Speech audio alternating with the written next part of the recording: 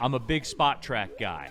They are my thing. I've kind of carved out a little niche here in Detroit sports media. For whatever reason, people aren't in tune with salary caps and contracts. And look, I know why. I'm starting to get really into the NBA stuff, and it's mind-numbing. So, dude, Spenny. Oh, I bet. I have just with the aprons and everything. I'm comfortable with the aprons, but how are they going to sign Malik Beasley? Mid-level exception. Stay over the cap so they can sign him. Go under the cap so they can give him the exception. Plus, it's insane, dude. It's insane. But anyway. Was listening to the Spot Track podcast, as I always do. Mike Giannetti on there does a great job. Aidan Hutchinson is certainly something that a lot of people have eyes on. They think an extension could be imminent. They think it could happen this offseason. It could happen during the season. We don't quite know. What we do know is he is under contract this year for an $11 million cap hit. He is under contract next year under his club option as a $19.8 million cap hit. He is an unrestricted free agent in 2027. Everyone, when we talk Aidan Hutchinson and contract extension, the verbiage is, oh, well, he'll get the bag. Well, what does that mean?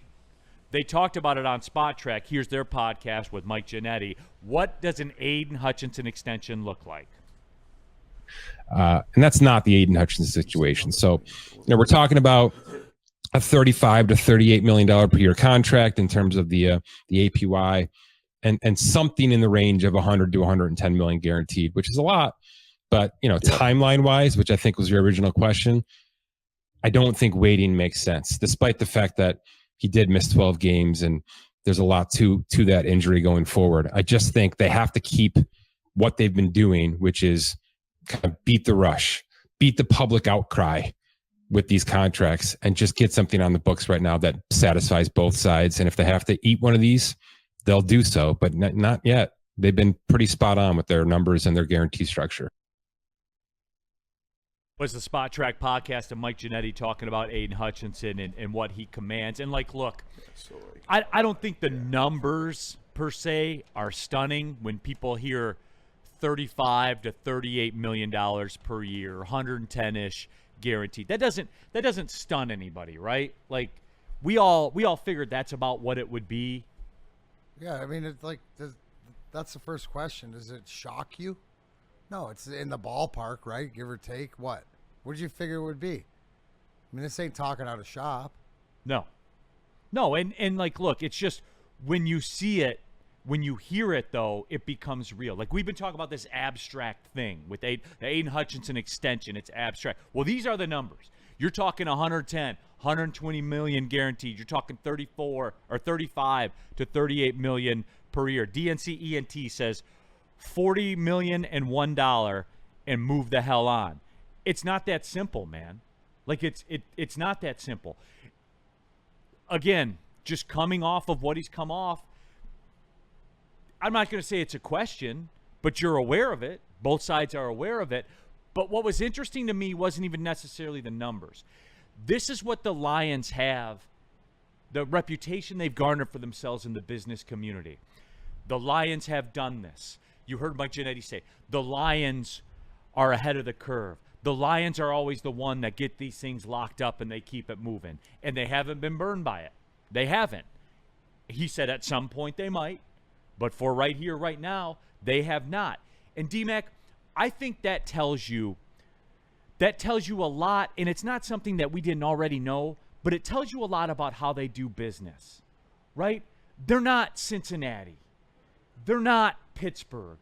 They're not these other organizations that have these players, and they go to battle and they go to the teeth for it for $5 million or $10 million. They're going to get these things done. And above all else, they get it done early. So for the whole, again, this is just further ammo for the whole, well, Brad only re-signs his own guys. Yeah, no shit. Because they're good. Because they're good. Tell me a guy he's re-signed with that contract that he didn't deserve. They sign their own guys and guys they love. And you can, even Jared Goff, right? So you got Goff, Sewell, Amon-Ra. What's that? Yeah, right? David Montgomery. So yeah. they're guys. The guys that are their Allen Park, their culture, not only, right, you get drafted and you have to be met at the door and be allowed in to get drafted, but these are the guys that they're going to live and die with. That's why you give the guys the early contract. It's to show the confidence. And yeah, sure, maybe you're trying to get a little bit of a discount, right, to overall, but that's why term is so important. And in the NFL, what is the guaranteed money? So all the guaranteed money that these guys are getting is more than enough to be able to just focus on football. That's the big thing too. They get it out of the way for their core guys, so they're taken care of and they know where they stand. All they got to do is focus on football. They don't got to focus on anything else.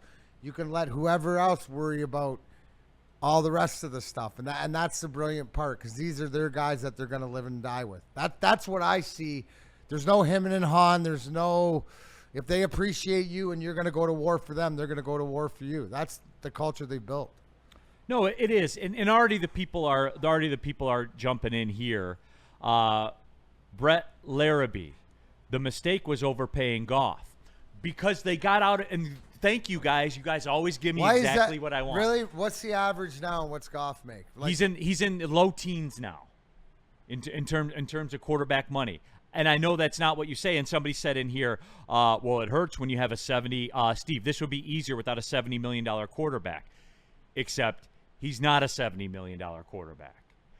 He's not. Number one, there's already a restructure that's written in. Number two, his guaranteed money, what they are on the hook for with Jared Goff, starts with a 4 per year. It does, guys. That's the math.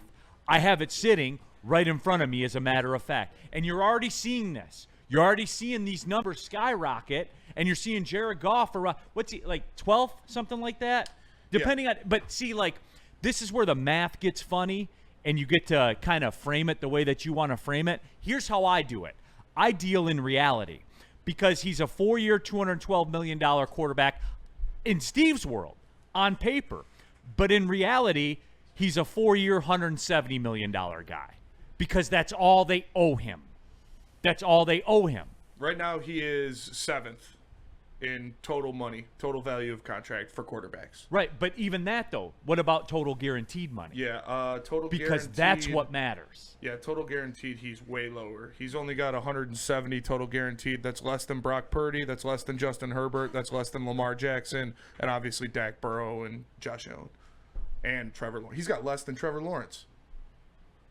So stop with the Jared Goff dumb shit that you guys are on. All right?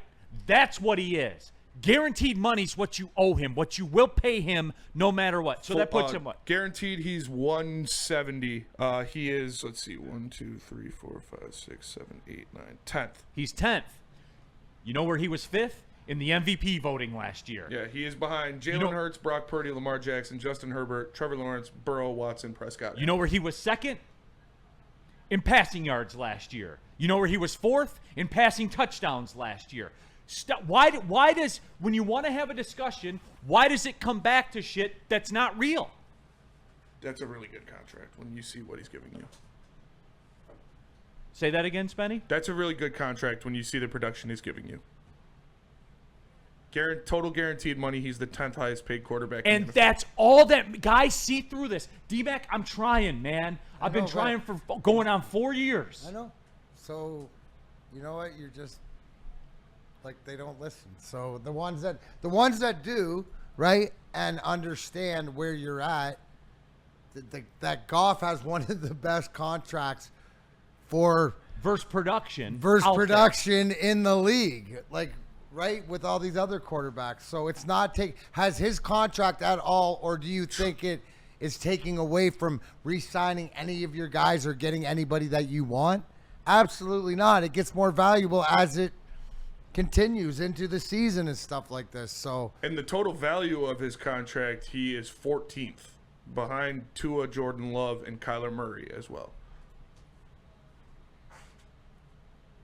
It's just people see the $70 million that he's due this year and freak out. He's not gonna.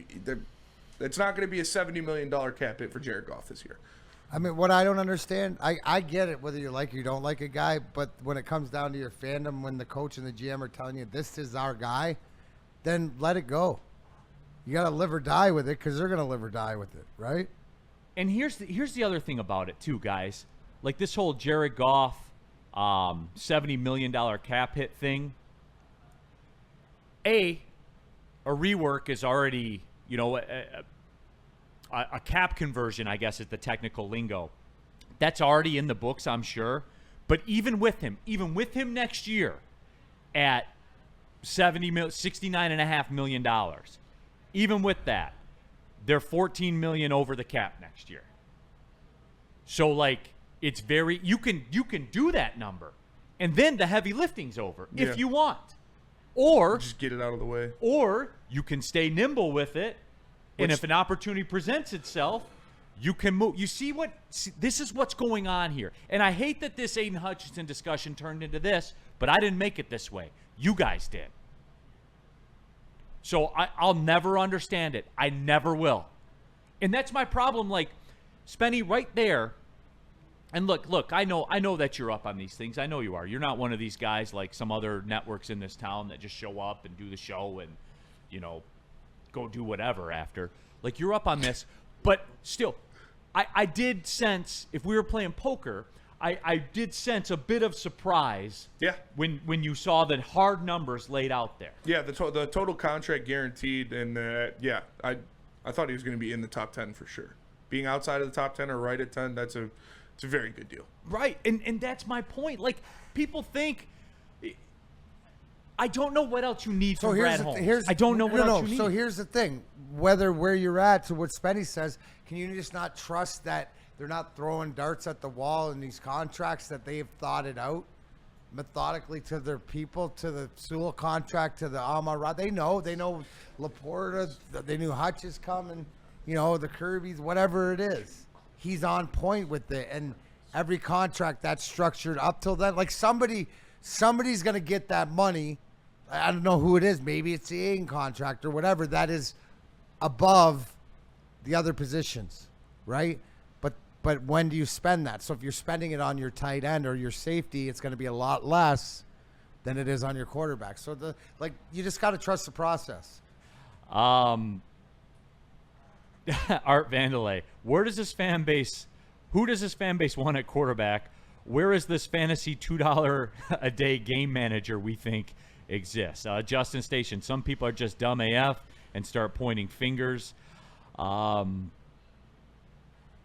Just in case, Goff is the least. DNCNT, Neil, you can't help these people. Just give it up, brother. Octopus, Neil, just leave these bozos behind and stop trying to teach them. I don't give up that easily, I guess. Yeah. This is my curse of knowledge coming through. It is 100%, man. Because I see it, I expect everyone to be able to see it the same way I see it. And it's pretty easy to see it.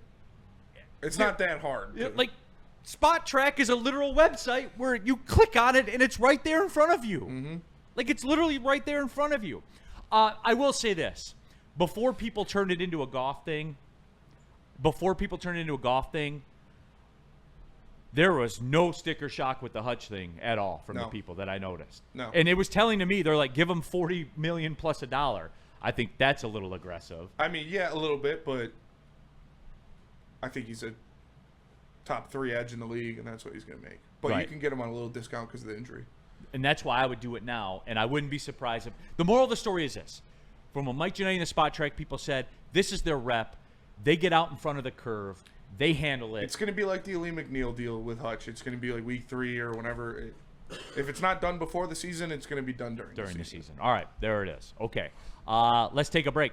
Thursday fights coming up with Darren McCarty. We also have a Tristan Colin insider that's right here in the studio that we never knew we had until we did. So after he got done giving the game-winning assist last night. Yeah. Then he hops on the PJ back to do the show under his assumed name, and then he'll fly back to Edmonton. And ironically enough, he's out tomorrow.